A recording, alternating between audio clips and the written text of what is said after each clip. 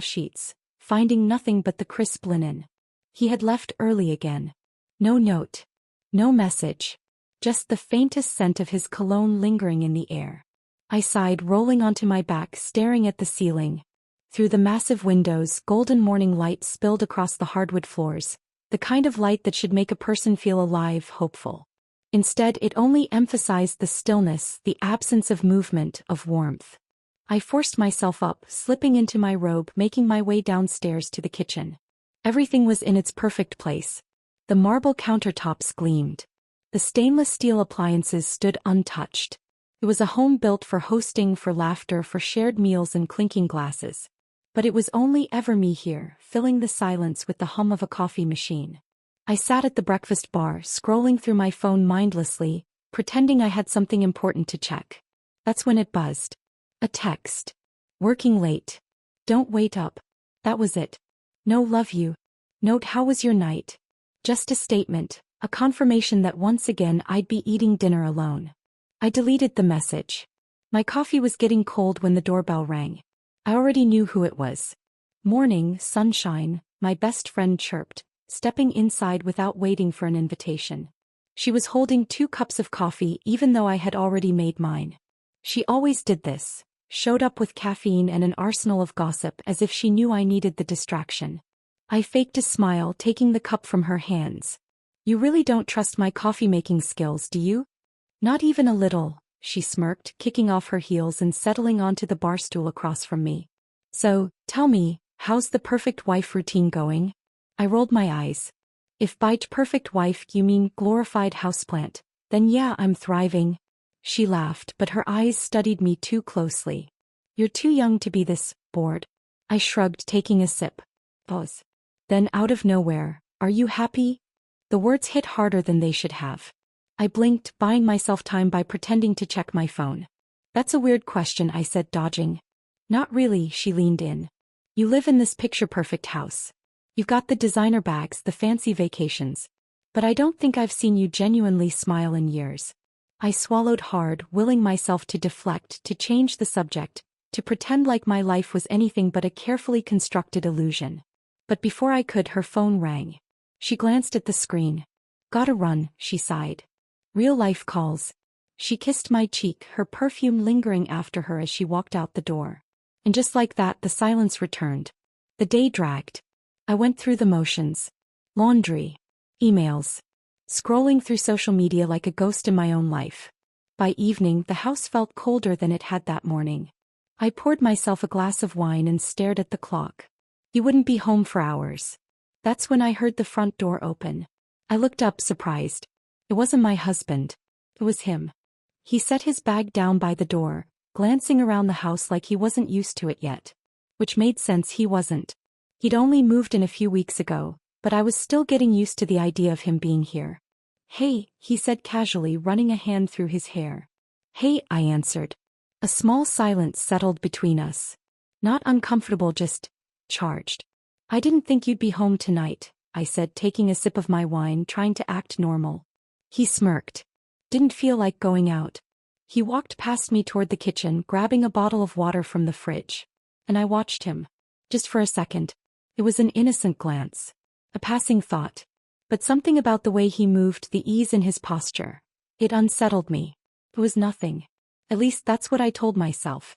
The clock read 11:23 p.m. when I heard the front door open. No footsteps at first, just the quiet shuffle of keys dropping onto the table, the rustling of a coat being tossed aside. I didn't move from the couch, didn't turn off the TV even though I wasn't watching it. He walked in, barely looking at me, his face exhausted but impassive. The routine was the same. No apology, no explanation, just the faintest glance in my direction before leaning down and pressing a quick, obligatory kiss to my cheek. His lips barely touched my skin before he was already pulling away, as if the action itself was a habit, not an intention. Long day, he muttered, running a hand through his hair, not waiting for a response before heading toward the bedroom. No conversation. No acknowledgement. Just silence. The same as always. I sat there, wine glass in hand, eyes fixed on the TV screen but seeing nothing, my mind playing over the last few seconds like a looped scene in a film. The coldness in his touch, the distance in his eyes, The way he barely even saw me. It shouldn't have bothered me. I should have been used to it by now. And yet there it was, that familiar sinking weight in my stomach, the quiet confirmation that I was nothing more than an afterthought. A voice cut through my thoughts. "You okay?" I turned, startled. He was standing in the doorway, leaning against the frame, arms crossed over his chest, watching me with an expression that was unreadable. There was something different about the way he looked at me, something searching, something perceptive. Like he could see right through the facade I had spent years perfecting. I forced a smile, setting down my glass. "Yeah. Just tired." He didn't buy it. "He didn't even look at you." I exhaled slowly, shaking my head. "It's nothing." For a moment he didn't say anything. Then after a hesitation he spoke. "I saw him tonight." I frowned. "What?" He ran a hand through his hair, looking like he wasn't sure whether to say it or not. "At that restaurant downtown." He wasn't alone. Something inside me tightened. "Who?" "A woman." I didn't recognize her. His voice was careful, almost cautious, as if testing how I'd react. "I wasn't gonna say anything, but I thought you should know." I wanted to say something, anything, but the words didn't come. Instead I just looked at him. And he looked back. Second too long. Second too much. And neither of us moved. The evening air was thick with humidity, the kind that clung to your skin and made everything feel heavier. I sat on the terrace, my fingers wrapped around the stem of a half-empty wine glass, staring at the dim city skyline. The house behind me was silent, my husband asleep in the bedroom he barely acknowledged me in. The weight of the day pressed down on my shoulders, the conversation from earlier still looping in my head. I took a slow sip, letting the wine burn down my throat, pretending it was enough to drown out the unease curling in my chest. The sliding door behind me creaked open. I didn't have to turn around to know who it was. He stepped outside, barefoot, dressed casually in a loose t-shirt and jeans, carrying a bottle of water. He leaned against the railing, looking out at the view, letting the silence settle between us. "Couldn't sleep?" I asked, my voice quieter than I meant it to be. He exhaled, running a hand through his hair. "No point in trying." A beat of hesitation, then, "You?" I lifted my glass slightly. "Wine helps." He chuckled, shaking his head. "That your solution for everything?" "Only for the things I can't fix." Something flickered across his face. A shadow of understanding. He took a slow sip of his water, then glanced at me. "Can I ask you something?" I shrugged, watching the way his fingers tapped lightly against the glass bottle. "Sure. Are you happy?" The question hit harder than I expected. It was the second time in 2 days that someone had asked me that, but this time I couldn't dodge it. I let out a breath, staring down at the deep red swirl of my wine. "I don't know." He nodded slowly, as if he understood more than I was saying. "I get it." I looked at him, then really looked. "Do you?" His jaw tensed slightly before he spoke. "You're not the only one who feels invisible in this house." The confession sat between us, raw and unfiltered. I felt it in my chest, an ache that shouldn't have been there but was. He turned to face me fully, his hand resting on the back of my chair as he leaned in slightly. "Sometimes I wonder if I even belong here." I didn't think. I just reached for his hand, a simple touch, an instinct meant to comfort. But the moment our skin met, something shifted. His fingers curled around mine just enough to make my pulse stutter. The space between us became smaller, the air heavier, the silence louder. His eyes flickered to my lips. I should have pulled away. I should have said something, anything, to break the moment before it swallowed us whole. But I didn't. I didn't move when he leaned in. I didn't breathe when his lips brushed mine, light, hesitant, unsure. And for a second, just a second, the world disappeared. Then reality snapped back into place and we both jerked away as if burned. His breathing was uneven, his eyes searching mine for something, but I didn't know what. I didn't trust myself to speak, my pulse still hammering in my ears. He swallowed hard, his voice rough when he finally said, "I should go." I nodded, gripping my wine glass so tightly my knuckles turned white. Neither of us moved. Neither of us looked away. And then, just like that, he turned and walked inside, leaving me with nothing but the ghost of his touch and the terrifying knowledge that something had changed. The days passed in a blur of forced normalcy, but nothing felt normal anymore. We avoided each other like it was some unspoken rule, like distance could erase what had happened, like pretending it didn't exist could make it disappear. I stopped going out to the terrace at night, stopped lingering in rooms where I might run into him, stopped letting my eyes wander even when I knew he was there. But the more I tried to keep away, the more aware I became of his presence. The sound of his footsteps in the hall, the way he laughed at something on his phone, the way he hesitated before leaving a room, like he was waiting to see if I'd stop him. The air felt thicker when he was near, and it made my skin prickle in ways I didn't want to acknowledge. My best friend noticed before I was ready for her to. She showed up unannounced like she always did, her eyes sweeping over me the second she walked in. "You look like hell," she said, setting her bag on the counter.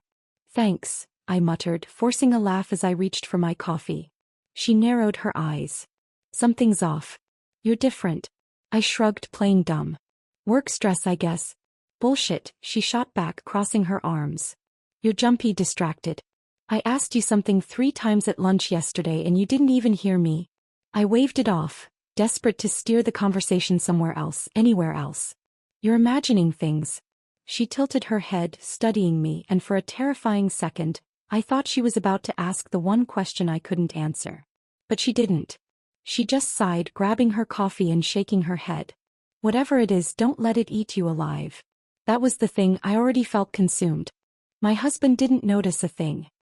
He carried on as if nothing had changed, as if I was the same woman I had been before that night on the terrace.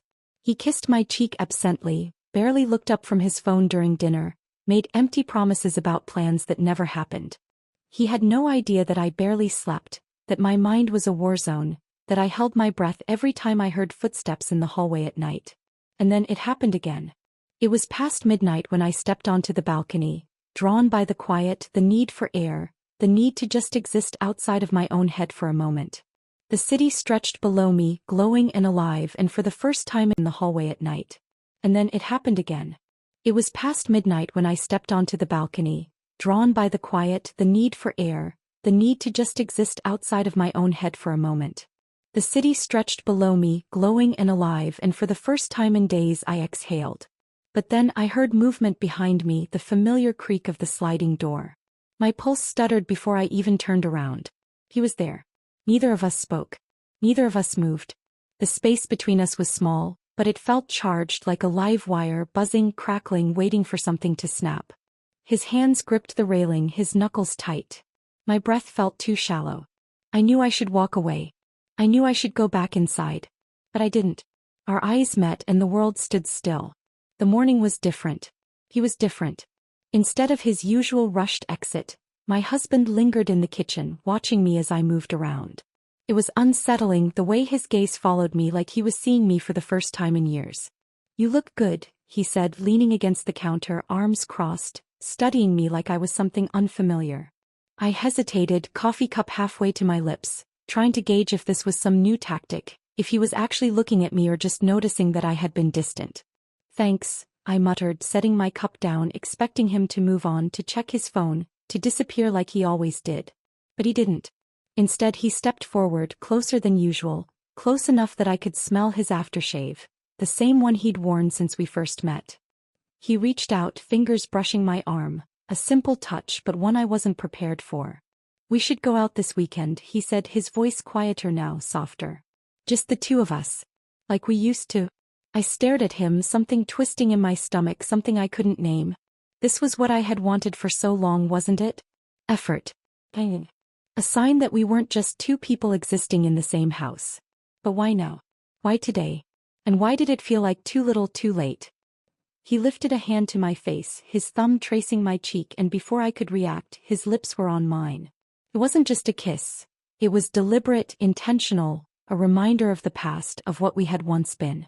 My body responded automatically, kissing him back, but my mind was somewhere else, spinning, unraveling, trying to make sense of the conflicting emotions clawing at my chest. For a brief second I let myself wonder, was this salvageable?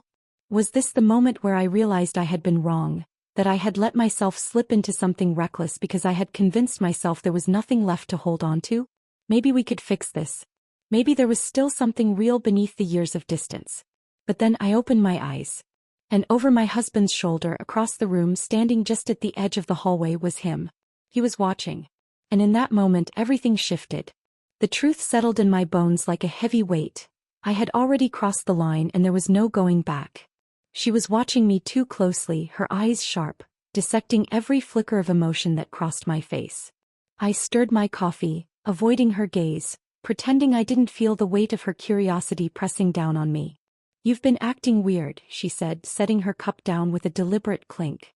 "Not just distracted, different." I forced a laugh, too high, too rehearsed, and she caught it instantly.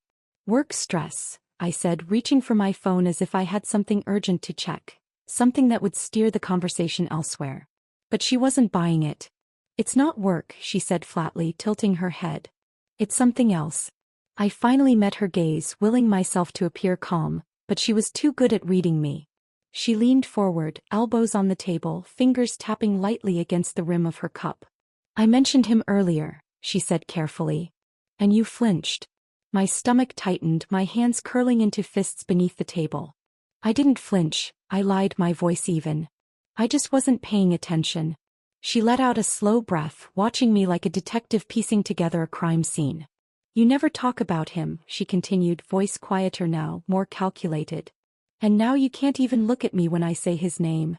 I rolled my shoulders, forcing a shrug, but my pulse was hammering in my throat. "You're imagining things." She didn't blink. "Am I?" The silence stretched, thick and suffocating, until she finally spoke again, her voice so soft it almost didn't sound like a question. "Did you fall for him?" The words hit like a slap, even though I had seen them coming. My mouth opened, then shut, then opened again, but no sound came out. She leaned back, exhaling sharply, shaking her head like she was trying to make sense of something impossible. "Tell me I'm wrong," she said. "I did. Of course I did."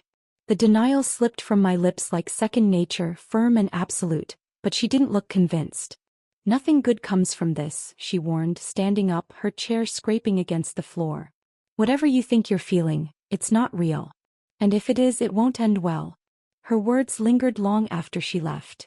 And that night, when I passed him in the hallway, when he leaned in just close enough for his breath to ghost over my skin, he whispered, "Are you really gonna pretend none of it happened?" And I had no answer. The suitcase was by the door, neatly packed, just like every other time. He adjusted his cufflinks in the mirror, barely glancing at me as he spoke. "I'll be back late Sunday," he said, his voice clipped, transactional. "Call if you need anything." I nodded, the script familiar, the moment devoid of any real meaning. He kissed my cheek the way he always did, and then he was gone, the sound of the car pulling out of the driveway fading into silence. The house felt different the second he left. Emptier, heavier, charged with something I refused to name. I told myself I'd keep busy. Laundry. A book. Movie. Anything to avoid thinking. But then, as if the universe had other plans, he walked in. He wasn't supposed to be home. I had assumed he'd be out like he always was, out with friends, out anywhere but here. But there he was, standing in the kitchen, pouring a glass of water, moving with an ease that felt deliberate, like he wasn't surprised we were alone. "Didn't feel like going out?" I asked, keeping my voice light, casual, distant. He smirked, lifting the glass to his lips. "Didn't feel like pretending." The air shifted. I felt it before I understood it, the way every molecule seemed to thicken, how suddenly the walls felt closer, how space itself seemed smaller. We weren't looking at each other, not directly, not yet, but it didn't matter. I could feel him watching me just like I was watching him. We moved around each other like the outcome had already been decided, like whatever had been simmering for weeks had reached the boiling point, and there was no turning down the heat.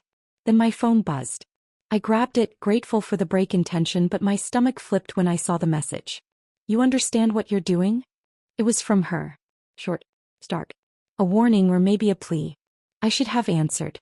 I should have said something, anything, but my fingers hovered over the screen, frozen, because deep down I knew the truth. It was too late. I placed the phone face down on the counter, exhaling slowly, bracing myself for a decision I had already made. And when I finally looked up, he was still there, still watching, still waiting. The silence between us shattered, and then, suddenly, there was no more distance left to keep. The evening had been easy, almost too easy. With my husband gone, I had planned for a quiet night. Maybe a book, a glass of wine, anything to keep my mind occupied. But then he had appeared in the living room holding a board game we had talked about playing for weeks. "Might as well finally do it," he had said, a teasing challenge in his voice. I hesitated at first, but the alternative was staring at the clock, so I agreed.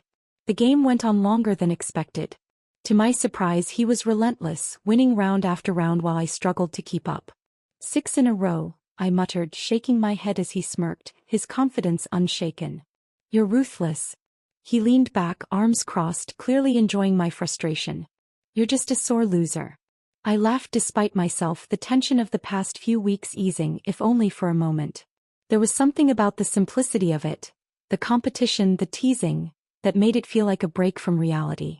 And when my husband finally returned home, he walked in to find us still at the table, the game board between us, laughter lingering in the air. You two seem to be having fun, he said, setting his keys down, his tone unreadable. I smiled, gesturing to the scattered cards and dice. Your son completely destroyed me. I never stood a chance. My husband chuckled, but something in his eyes flickered, something assessing. The moment passed quickly and I brushed it off, gathering the game pieces as he poured himself a drink. Everything was normal. Or at least it should have been. Later that night, as I stepped into the house after taking out the trash, I felt it immediately. Something was off. The kitchen light was still on. My husband was sitting at the table, his phone in hand, his posture unnervingly still. Do you want to tell me something? He asked, his voice calm, too calm. I frowned. What do you mean? He turned his phone toward me and my stomach dropped. A photo. Grainy, taken from outside but unmistakable. It was us, laughing, too close, too at ease. My pulse pounded as I struggled for words, but before I could speak I heard footsteps. He walked into the kitchen, stopping just short of my husband's glare. My breath caught. I looked at one, then the other, trapped in the space between them, and for the first time I had no idea what to say. The silence before the storm was the worst part. My husband didn't yell, didn't demand explanations, didn't accuse. He just stood there, staring at the photo, his expression unreadable. Then without a word he got up, walked past me and disappeared down the hall. I wanted to follow, to say something, anything, but my feet wouldn't move. When he returned, he was carrying a duffel bag, moving with the kind of cold precision that sent a chill down my spine. Pack your things, he said, his voice emotionless. He didn't look at me when he spoke, didn't acknowledge the way my breath caught in my throat. But when his son hesitated, when he dared to glance in my direction, my husband's patience snapped. Now, he barked, and for the first time in years, I heard something in his voice I hadn't heard before. Rage, tightly coiled, barely contained.